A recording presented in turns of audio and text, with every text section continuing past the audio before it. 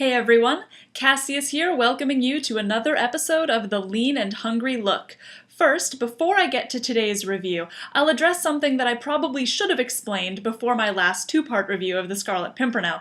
Basically, my style of experiencing musicals typically involves listening to a recording a lot before actually seeing it, and I develop a sense of how the recording functions as a listening experience separately from the live theatrical experience of the entire show. It's definitely a related one, and the interplay between the listening and the live theatrical experience is also of interest to me as well. But for me, the recording is an entertainment experience in its own right, and therefore one that can be critiqued by itself, in the hands of someone who has a sense of what the songs are about and their context, even if they haven't seen the show at this point.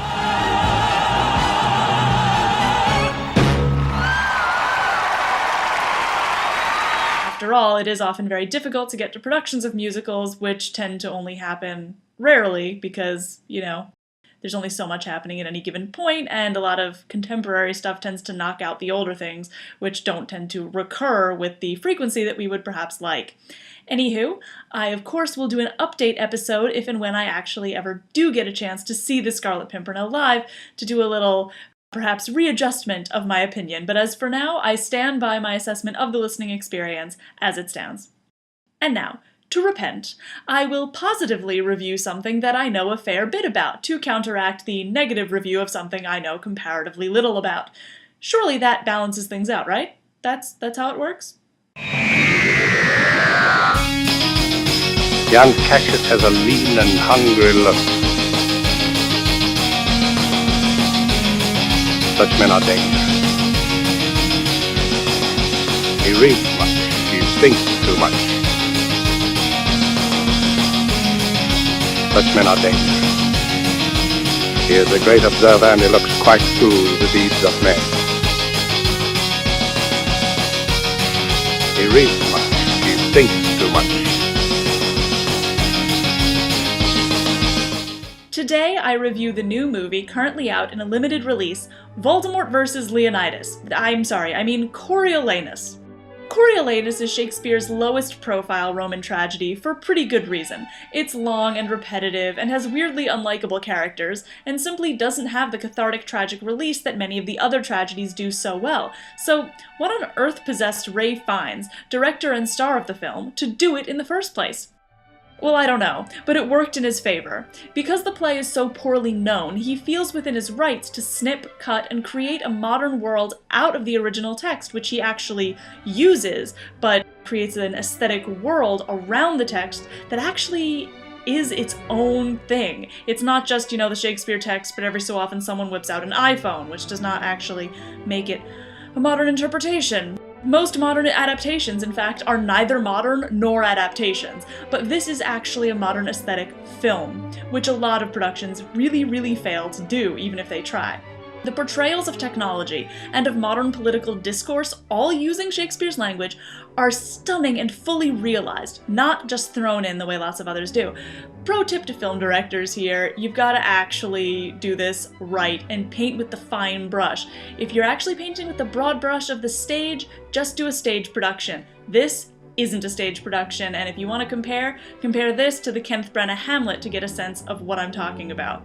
Ray Fiennes' story is one for our time, without a question. He's presenting something that is supposed to be immediately recognizable to us, and it is. So, what is the story that Shakespeare is giving us, and how does it link to the modern time? A slice of plot.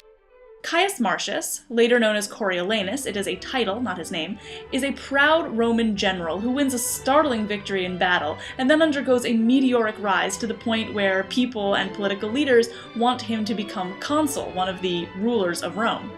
Well, Coriolanus isn't a political man, and he thinks that commoners are gross and stupid and smelly, and he isn't above telling them that. This makes campaigning a little bit difficult. His struggle and his fall from grace as he tries to take the advice of his mother and his allies is the rest of the story.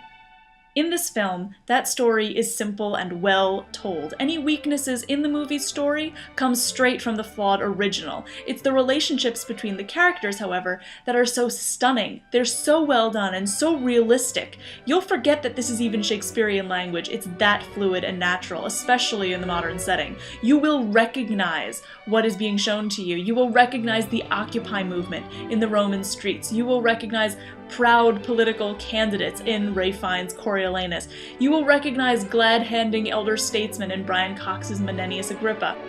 The scenes at Coriolanus' home, where his mother, the fantastic Vanessa Redgrave, also in this year's Anonymous as the older Elizabeth, his wife, Jessica Chastain, and his son and friends will occasionally convene in his house as one of the main settings of the movie, and those scenes are a stroke of genius, allowing us to fully inform the world that these people live in. The military scenes, where we see the deeds that Coriolanus used to win his fame, are likewise used to characterize and inform us of who we're dealing with. All in all, it's a wonderful movie. Ralph Fiennes is fantastic as Coriolanus, and his eyes, his terrifying eyes, just form this image that follow you through the whole movie. It's really cool. And there's other people who are brilliant as well. Gerard Butler as Tullus Ophidius. His nemesis has a raw power, really effective, and the entire cast is just great. None of the weaknesses from the movie come from them. The only nitpicks that I had were that there were a few too many title cards showing us some of the scene locations, which I did not feel were all necessary. And there was a lot of use of close-up, most of which was very good because it sells the intimacy of the fight scenes and just, it gets us right into the action. But sometimes, I just wanted to say, look, I get it, you do a mean 1,000-yard stare there, Ralph Fiennes, but, back it up, we can see other stuff too. Most of the time it did work, like I said, but sometimes it just felt a little exhausting, like we were, right up his nose. But other than that, I really couldn't find much wrong. This movie, besides those little nitpicks, was really kind of amazing, and it gets a strong recommendation from me. It is a genius interpretation of a rarely done play, and it might be my single favorite movie to feature Shakespearean text. For me, it's certainly in the same tier as Julie Taymor's Titus or Kenneth Branagh's Much Ado About Nothing. If you by chance live near a theater that's playing it, I know that's really only in the big cities at this point. It's only in 3 theaters in New York, which is a shame. But if you do live near a place that's playing it, thank your lucky stars, take advantage of your proximity, and go. Absolutely go. Happy movie going, and if you can't see it in theaters, definitely keep an eye out for when it'll be out on DVD, because this one is worth hitting up. I hope to have another episode of The Lean and Hungry Look for you soon. Thank you very much.